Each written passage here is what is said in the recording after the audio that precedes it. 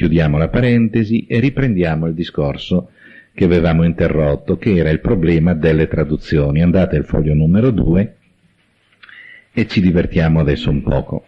Sulla sinistra trovate il testo originale ebraico 1 e greco 1 che si corrispondono. Sulla destra, colonna di destra, il testo latino. Ricordatevi che questo testo è africano. Scordatevelo di pensare al traduttore in pelle bianca, toga romana, con gli schiavetti che gli fornivano il papiro e l'inchiostro. Voi dovete chiudere gli occhi, vedere un bel africano con le labbra gonfie, tutto ebano, capelli ricci, nudo, solo con un perizoma, gambe incrociate, tavola sulle ginocchia. Chiaro? Questo è l'amanuense africano.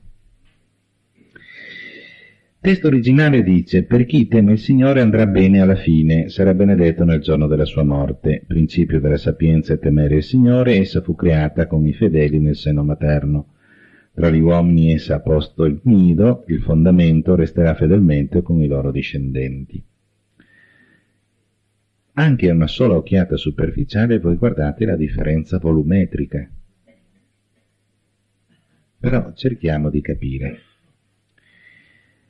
In ebraico temere si dice yara.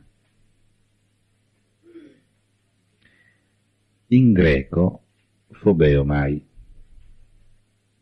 Ma il greco è già ambiguo rispetto a yara, perché il temere yara non significa aver paura. È stato tradotto con temere, ma di per sé sarebbe un amore obbedienziale. Amare obbedienzialmente, uno che non discute mai quello che Dio dice. Questo è yara, temere. I latini, che invece avevano ben chiaro il discorso, cosa hanno fatto? Hanno fatto un targum. Provate ad andare alla linea 68, provate a vedere come inizia questa parte della traduzione. Il timore del Signore è gloria e vanto. Fate un salto alla linea 73. L'amore del Signore è gloriosa, lassù avete gloria, un nome, qui avete l'aggettivo. Ma sta dicendo la stessa cosa, solo che sta spiegando che cos'è il timore. Chi teme il Signore? Cosa vuol dire chi teme il Signore? Chi teme il Signore significa che lo teme, nel senso che lo obbedisce, ma anche che lo ama. E allora vi piazza questa specie di targum, questa specie di commento al verbo temere. Se infatti poi voi prestate attenzione ancora, osservate, alla linea 73 voi trovate l'amore del Signore è gloriosa sapienza. Fate un salto alla linea 82. Il timore del Signore è sapiente. Capite che qui stiamo girando sempre attorno allo stesso problema. Il traduttore africano qui ha glossato in maniera esplicativa. Tenete poi presente che con buona probabilità, prima che questo nostro amico traduttore traducesse, 130, va bene, dopo Cristo, ci deve essere stata già un'altra traduzione latina, che lui conosce e non la vuol perdere, per cui alla linea 85, se voi notate, lui sta ritraducendo la linea 71 dell'ebraico 1 e greco 1. Linea 71, per chi teme il Signore andrà bene alla fine, sottinteso, della vita, sarà benedetto nel giorno della sua morte. Leggete la linea 85.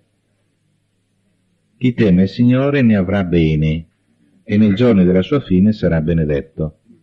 Questa è una traduzione che lui non vuol perdere e quindi te la infila dentro.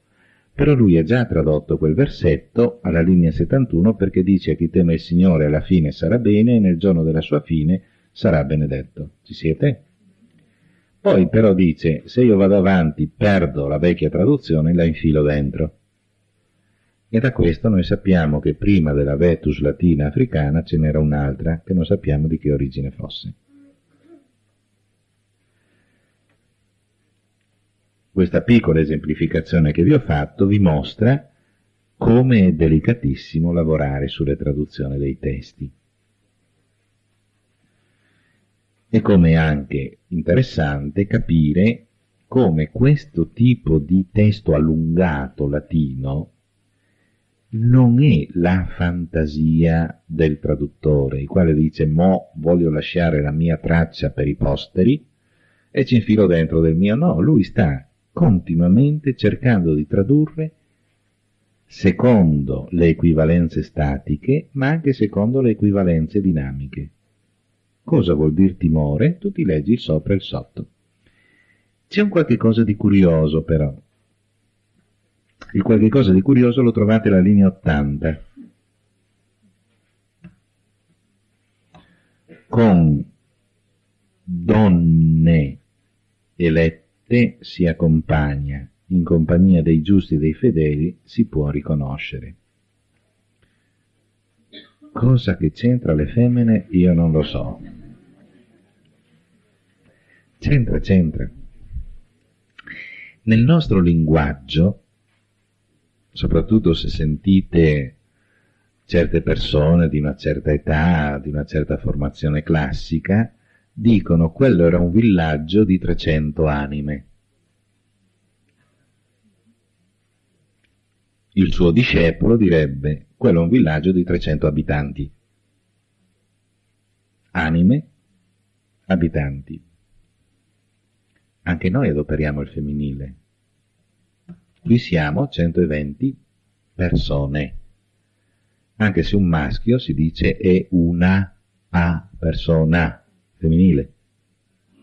Ma è un maschio? Sì, ma la parola persona è femminile, la si applica anche ai maschi. Vero? Allora, chi sono queste donne elette?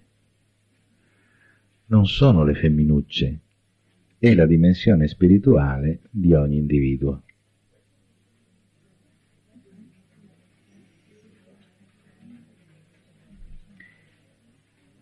La parola anima in latino, a meno che non mi cambino le declinazioni, è femminile. Capite? Vabbè. Questo è solo per mostrarvi, dunque, come vengono trattati i testi quando devono essere studiati. Non si può dire: siccome dalla linea 68 al 70 non c'è il testo originale, io questa parte del latino la scarto. E siccome dalla linea 73 al 75 non c'è il testo originale, io la butto via. No, fermati, c'è un motivo. Perché le tecniche di traduzione antica erano diverse dalle nostre. Ci siamo fin qua? Bene. Andiamo velocemente avanti. Quando noi leggiamo i testi sapienziali, ricordiamoci sempre che stiamo facendo una scommessa intellettuale.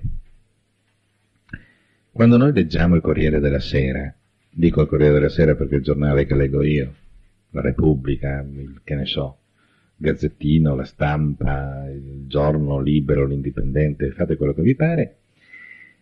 Questi testi sono scritti per essere letti e buttati via, quindi devono essere chiarissimi subito.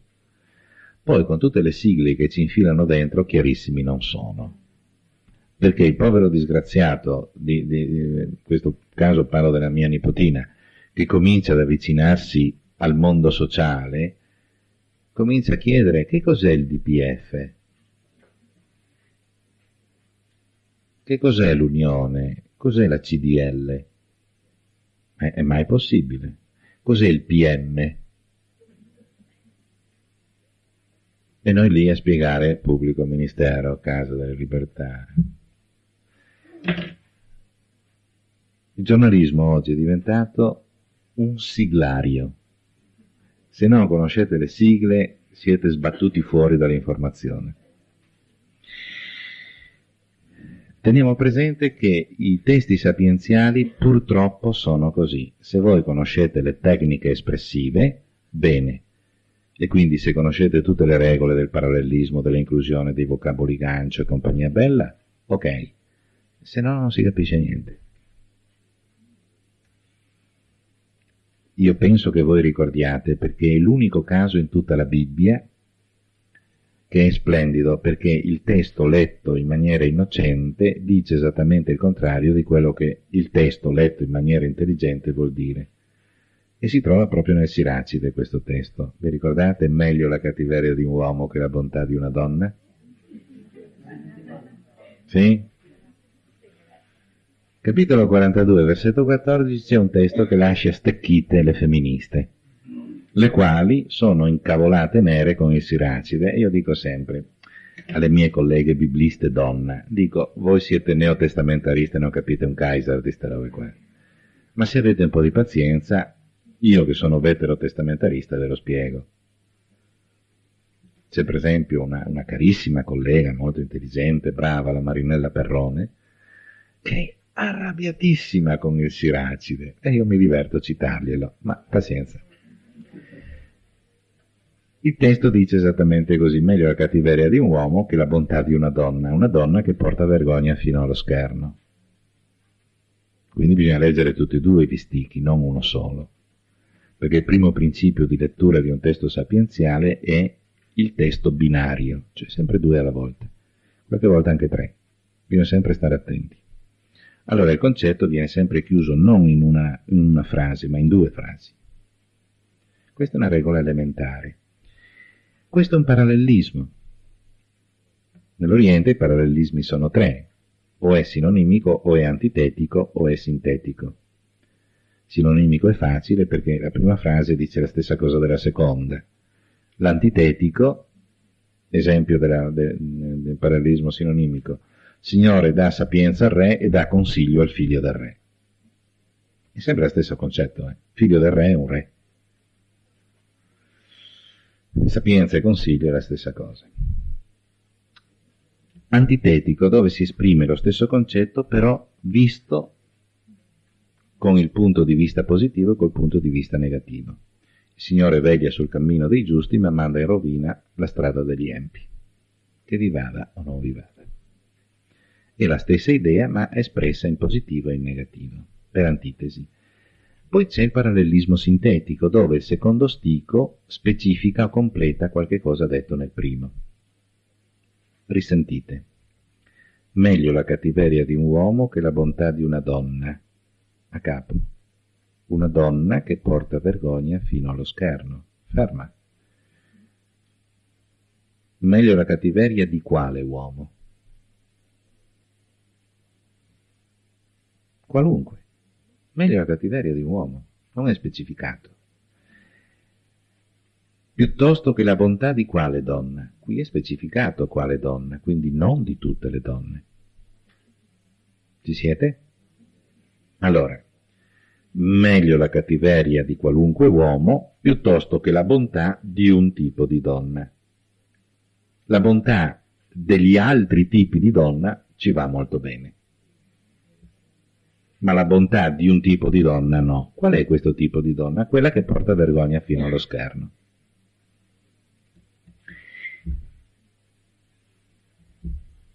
Chi di voi, maschi come me, desidera accompagnarsi in pubblico e sentirsi onorato se va a spasso con una prostituta? In Oriente, purtroppo, c'era questa idea che la donna che non ti porta onore, ma ti porta scherno, sarebbe la prostituta. Quindi non accompagnarti a questa persona. Perché se ti accompagni a questa persona detrae l'onore tuo, non lo aggiunge, non ne aggiunge. Quindi meglio la cattiveria di un uomo che la bontà di una prostituta. Adesso cominciamo a occidentalizzare il tema, ma che Kaiser vuol dire? Provate a pensarci, perché ricordatevi che leggere un testo sapienziale è sempre una scommessa, perché voi dovete sempre tenere presente che il sapiente sta scrivendo e sta ridendo di te, lettore, perché se sei ignorante non capisci niente. Se io mi trovo di fronte alla cattiveria di un uomo, come chiamo quella cattiveria? Cattiveria. Ma quando la prostituta ti dice tesoro, potrebbe darsi che ti voglia proprio bene, ma potrebbe darsi che stia pregandoti. Quindi, dalla cattiveria dell'uomo, di fronte alla cattiveria dell'uomo, tu attivi subito una difesa. Di fronte alla bontà di una prostituta, che fai? Attivi la difesa o ti lasci andare? Cioè, è sincera in quel momento lì o è fregaiola? È difficile stabilirlo. Allora, meglio la cattiveria di un uomo di fronte al quale sai come reagire, piuttosto che la bontà di quella donna, perché di fronte a quella bontà devi sempre chiederti: per davvero o mi sta imbrogliando? Quindi è molto più facile vivere il primo problema piuttosto che il secondo. Vi è chiaro? Riformulate adesso il testo, vedrete che è di una limpidezza eccezionale. Meglio la cattiveria di un uomo che la bontà di una donna che porta vergogna fino allo schermo.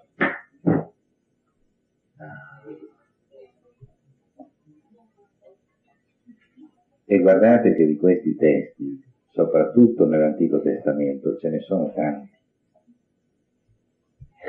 Io infatti, quando vengo chiamato a parlare con ricercatori scientifici, che sono molto spesso, quasi tutti, sono evoluzionisti, dicono bene, e si meravigliano che un prete dica che l'evoluzionismo va benissimo. Dico, voi non avete capito proprio niente. Mi volete spiegare se il racconto biblico per davvero è scientifico?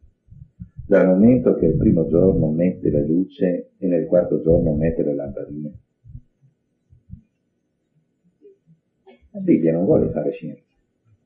È scritto lì, contraddice tutte le esperienze. È come se l'autore ti dicesse: quando pensi alla creazione non sta a pensarla con la mens che ti sei fatto nell'esperienza quotidiana, è tutt'altra cosa. Questo dice il testo. E provo una gioia sadica a vedere questa gente che si trova smontato il nemico, perché loro aggrediscono il testo biblico leggendolo da ingenui. È scritto così, è avvenuto così, ma voilà, tu non sai neanche come scrivevano una volta. E quando gli spieghi come scrivevano una volta, improvvisamente non hanno più nemici da combattere. E si trovano smontati perché hanno solo quell'argomento, il che vuol dire che non ci hanno mai riflettuto seriamente. Guardati dalla persona che ha un solo argomento. Perché? Perché ogni problema ha almeno 100 soluzioni, ma io ne ho trovata una. Allora la tua è una reazione meccanica, non intelligente. Perché ricordatevi che a un problema ci sono 100 soluzioni. Se non li trovi, vuol dire che non hai mai attivato fantasia in vita tua. Ricordate il camion degli aiuti incastrato sotto la galleria? Come facciamo ad arrivare al villaggio terremotato senza gli aiuti? Buttiamo giù la galleria, sì, ma rischiamo di rovinare il camion. Allora scarichiamo il camion e a piedi portiamo tutti gli aiuti a spalla. Arriva un bambino e dice: scusate, perché non sgonfiate le gomme? A ogni problema ci sono tante soluzioni. Se ne troviamo una sola, tutto segno.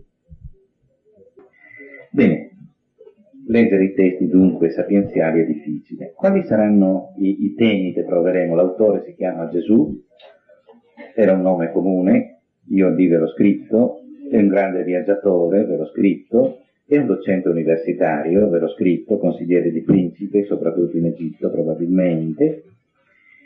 Che cosa lui dice fondamentalmente? Dice che siamo in una situazione antireligiosa a livello storico, è successo di tutto a Gerusalemme. È come se a San Pietro venissero i musulmani tutti quanti a pregare e ci cacciassero fuori. tanto per capire quello che è successo a Gerusalemme all'epoca del Siracide. Di cultura ne abbiamo già parlato. La politica era durissima. Fate conto, Hitler, Antioco IV Epifane era questo. Circa la religione era un disastro, come oggi, dove il fai da te era imperante e dove era nato il sincretismo, per cui si prendeva, scusate, la transculturazione, si prendeva un po' di buddismo, un po' di induismo, un po' di ebraismo, un po' di islamismo, e lo si portava dentro il cristianesimo e per tutta proprio si chiamava religione cristiana. Questo stava succedendo ai suoi tempi e lui cerca di rispondere a questi problemi. Le tematiche, siamo alla linea 121, le tematiche sono molte, mancano, linea 127, le tematiche pretesche.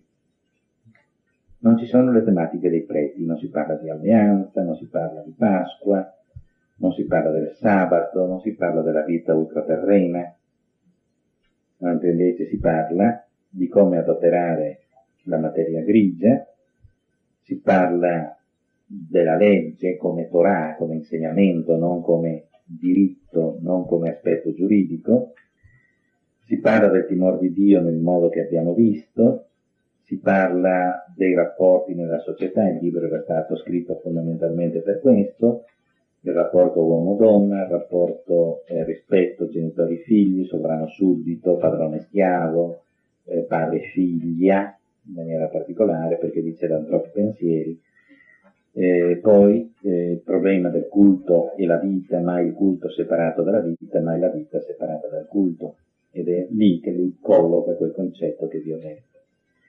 E poi lui si avvicina al problema della creazione, ma con la mentalità della scienza, cioè di chi vuol fare esperienza. Infatti, lui è il primo in tutto il mondo orientale biblico che elogia il medico. Però questa preghiera per il medico si conclude con una battuta fulminante. Dice: prega Dio di non cadere nelle sue mani. Prima dice: prega per lui, guarda che è un uomo di scienza, conosce la natura, conosce tutti gli intrulli che ti fanno bene, affidati, guarda che è un uomo serio, prega per lui perché è una specie di inviato di Dio in terra.